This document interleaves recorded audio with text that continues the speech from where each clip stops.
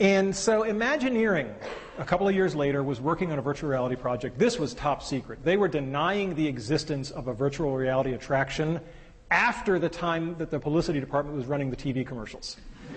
Okay, so Imagineering really had nailed this one tight.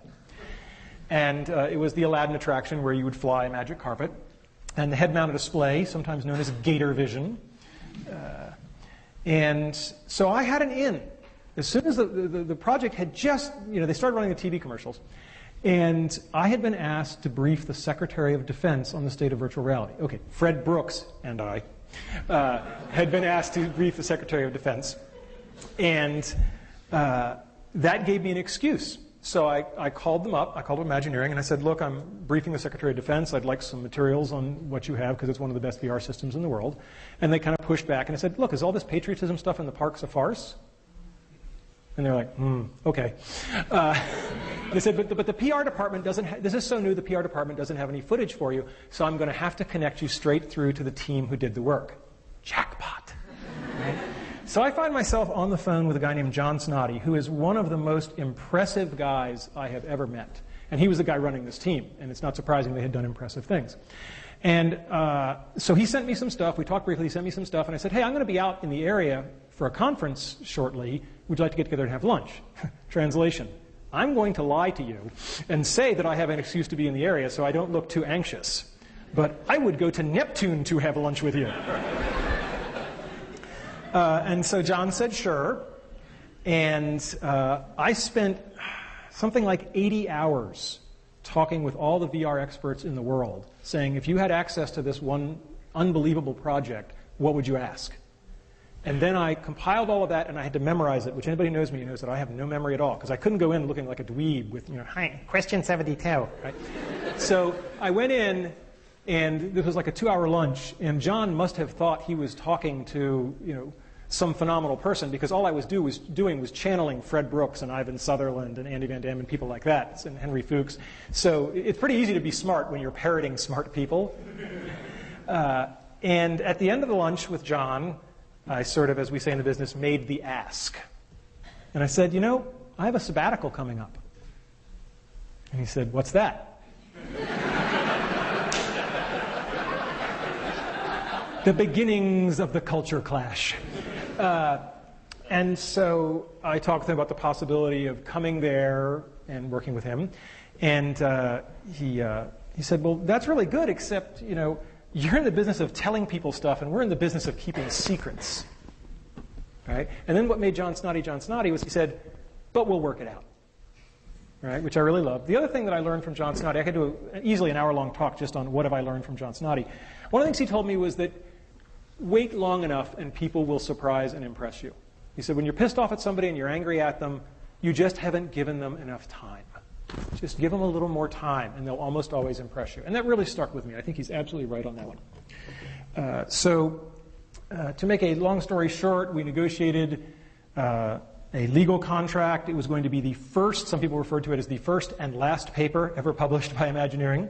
But the deal was I provide my own funding, I go for 6 months, I work with a project, we publish a paper. And then we meet our villain. I can't be all sweetness and light because I have no credibility. Somebody's head's going to go on a stick. Turns out that the person who gets his head on the stick is a dean back at the University of Virginia. His name is not important. Let's call him Dean Wormer.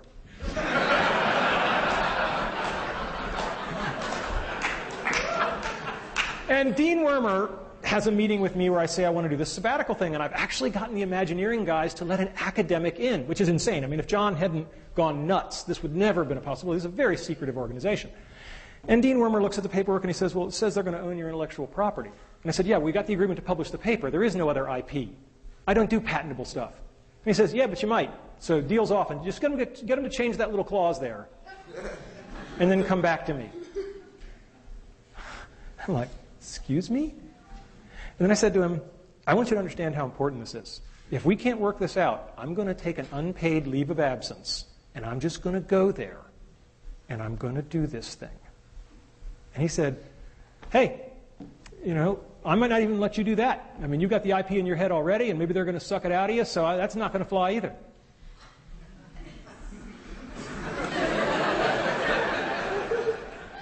It's very important to know when you're in a pissing match.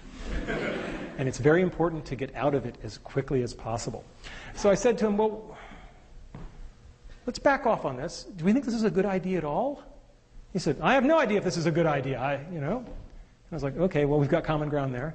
Then I said, well, is this really your call? Isn't this the call of the Dean of Sponsored Research?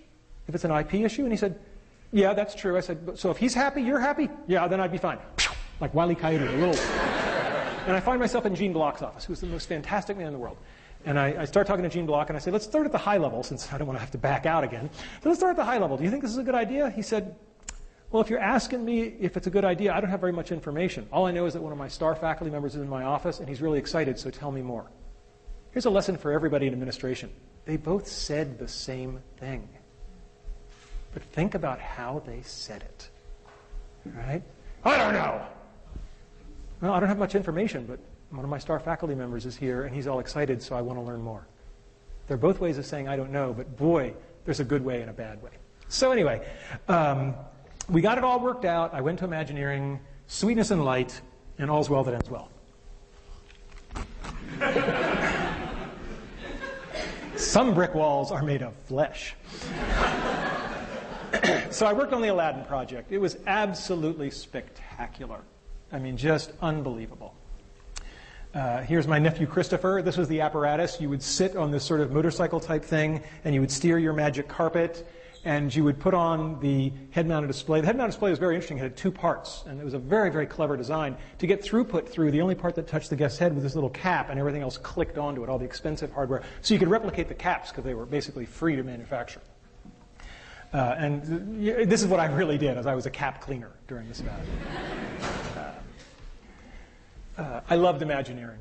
It was just a spectacular place. Just spectacular. Everything that I had dreamed. I love the model shop. People crawling around on things the size of this room that are just big physical models. It was just an incredible place to walk around and be inspired. I'm always reminded of when I went there and people said, do you think the expectations are too high? And I said, you ever see the movie Charlie and the Chocolate Factory, Willy Wonka and the Chocolate Factory, where Gene Wilder says to the little boy Charlie, he's about to give him the chocolate factory, he says, well, Charlie, did anybody ever tell you the story of the little boy who suddenly got everything he ever wanted? Charlie's eyes get like saucers, and he says, no, what happened to him? Gene Wilder says, he lived happily ever after. Okay, so working on the Aladdin VR, I described it as a once in every 5 years opportunity, and I stand by that assessment. It forever changed me. It wasn't just that it was good work and I got to be a part of it, but it got me into the place of working with real people and real HCI, user interface issues. Most HCI people live in this fantasy world of white-collar laborers with PhDs and master's degrees, and until you got ice cream spilled on you, you're not doing field work, right? And more than anything else, from John Snoddy, I learned how to put artists and engineers together, and that's been the real legacy. We published a paper, just a nice academic cultural scandal. When we wrote the paper, the guys at Imagineering said, well, let's do a nice big picture, like you would in a magazine. And the SIGGRAPH committee, which accepted the paper, it was like this big scandal. Are they allowed to do that? There was no rule. So we published the paper, and amazingly, since then, there's a tradition of SIGGRAPH papers having color figures on the first page. So I've changed the world in a small way. And then at the end of my 6 months, they came to me and they said, you want to do it for real? You can stay.